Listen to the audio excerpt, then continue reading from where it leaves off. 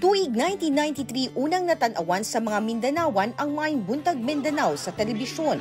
Nagkadugay, midungan kini sa kabag-uhan ug modernong panahon. Tungod kay dili na lang sa Davao Region kini makitaan, kundi sa tibuok kalibutan pinaagi sa online platforms. Sama sa iWant. Ug karon makita na pud kini bisan sa Facebook ug YouTube. Busa nahimo kining tulay sa mga Davaoenyo ug Mindanawan nga naa sa layo o nagatrabaho gawa sa nasod ngadto sa ilang nagkadaiyang hometown o probinsya. Pinaagi sa mga balita ug panghitabo sa mismong komunidad nila ug uban pang istorya ug impormasyon sa Maayong Buntag Mindanao. Hinungdang mawala jutay ang ilang kamingaw inig makatan-aw sa mga istorya ug balita ang binasaya sanggit makarelate sila. Para sa kuha, ang Maayong Buntag Mindanao, breakfast siya sa mga taga Davao. I mean sa mga taga Region 11, dili lang yun siya news program kay murag mahimo na magud na siyang part sa ato ang daily living. Murag apil na gyud siya sa ato ang breakfast ang Maayong Buntag Mindanao, murag dili kompleto ang ato ang adlaw mga taga Region 11 kung dili ta magtanod Maayong Buntag Mindanao. Well, ang MBM for me, I can say nga it's very important sa ako ang daily routine. Kay of course, kailangan nato makita ang kung unsan ang panghitabo sa ato ang nasod, og especially sa ako ang area nga Leon Garcia nga duol sa Agdao. I heard nga kanang red alert sila karon. So para sa ako ang MBM, isa gyud ni siya nga importante nga butang nga dapat nako buhaton every day, and I need to watch in YouTube channel.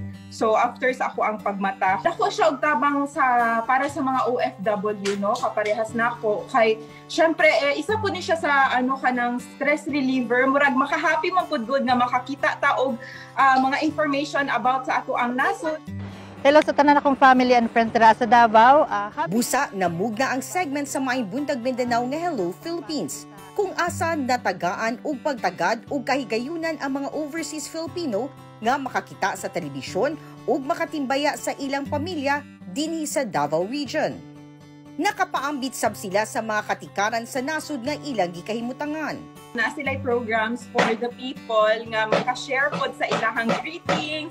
So I can say nga mauna siya ang one of the good things nga gibutang sa MBM na program. As like me, no, gusto na ko nga makabalo ako ang family nga na ako nga nagatanaw ko og MBM. So as I say, nag-greet ko sa ilaha one time sa MBM, which is actually na acknowledge man pud siya sa MBM. So maka-happy gyud siya nga makita ni may imong pangalan nga ang mga host gibasa ang imong message.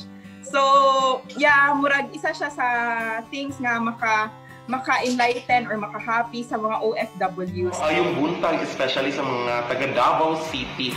Busa, mapasalamaton ang daghang OFW sa ilang mga matanawan sa Maayong Buntag Mindanao, nga bisan og layo sila sa ilang yutang natawhan, pero pinaagi sa programa, updated gihapon sila sa mga panghitabo dinhi. Salamat! Thank you, MBM! Thank you.